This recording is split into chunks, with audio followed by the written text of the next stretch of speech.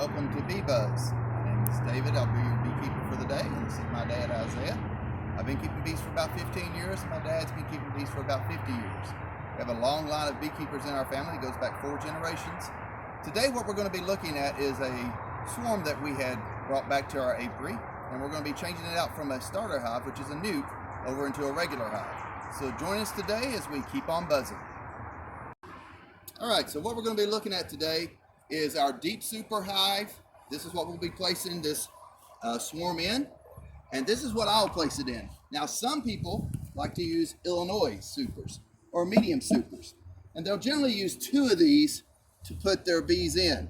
However, there's a reason that I don't like using these, and I'm going to explain more about that in another video called Looking for Queen Cells. So again, stay with us and we're going to look at again the process of changing out this swarm. So we're going to start today again with looking at the swarm and transferring it out. So if you've looked at our other video on ways to start different hives or different ways to start a hive, you would see that we would normally start with smoking the hive in the front. But I'm not going to do that at this point. What I'm going to do is move the hive off of where it's sitting so I can put the new hive up here.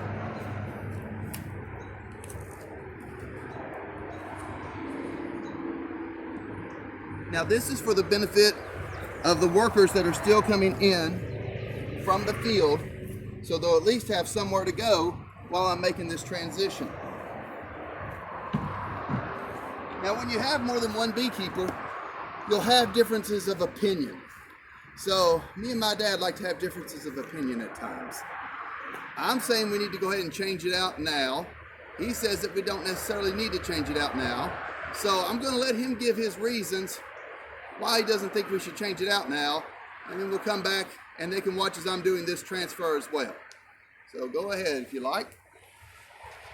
Usually there are up to 75,000 bees in a hive with the supers and everything on it. So the bees, it has to be a certain temperature, 92, 93 degrees in that hive for the eggs to hatch and everything. So the bees has got to keep that brood warm and got to feed the brood and everything. And if you put them in a big space, then the temperature will go down in the whatever they're in, the nuke or whatever, or the 10 frame hive, they'll go down.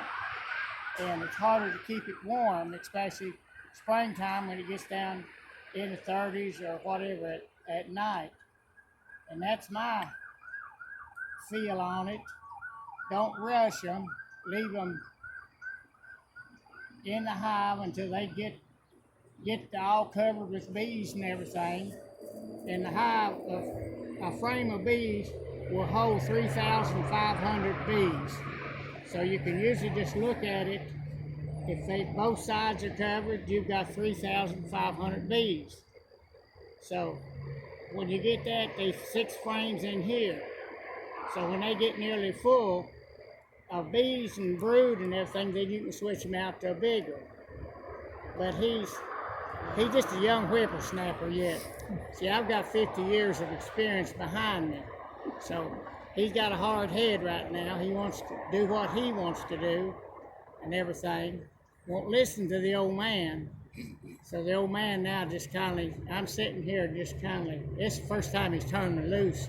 I'll pay for it probably. But the bees are doing good. I mean, what we've got now, there was no comb in there was nothing for them to start with. So now they have really pulled it out. She is laying eggs and everything. So, you know, give it another week or so and then switch it, maybe 2 weeks. They're really doing good just for the week they've had it now. But it won't hurt them to change them out. You know, the temperature's up, heat's good, everything. So it won't hurt. I like to go like a tarpon, slow and easy, you know, and everything. It's like when you're pulling the frame up out of the bees, be real slow and straight and just bring it up easy. But he's the modern generation, you know. Hurry, hurry, hurry, hurry, hurry. All right, so he ain't said much. So now we're going to talk about as far as why I would think we need to go ahead and move them over into another hive. Which I agree with a lot of what he said as far as if it was a smaller hive. So if there were 3 frames of bees, I wouldn't be changing it out. But there are 6 frames in the nuke. So we have 6 frames of bees at this point. And because it's springtime and because you're in the nectar flow, you have a lot of things will be working in the field. So it's time to go ahead and change this out. So that's my reasoning behind doing that. Showing the bees. Look at the bees. So if we'll take a closer look at the bees, if you'll zoom in, you can see that I'm placing them over here.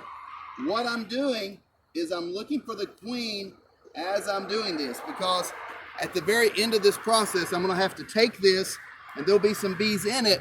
I'm going to have to shake it out in front of the hive.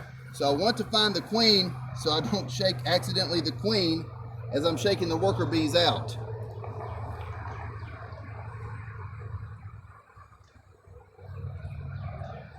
They've done a good job as far as this goes of pulling out the frames.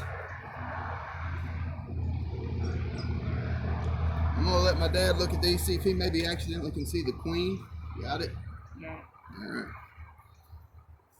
Let me look them down in the sun. And you need the sun behind you so that you can look down deep into the cells and everything. You can see a lot better if you stand with the sun behind your back, where you can just see clear with everything. And a lot of times, if you see eggs, she's not too far from her eggs.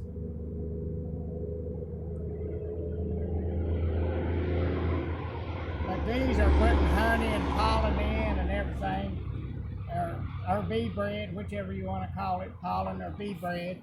That's what they feed the young.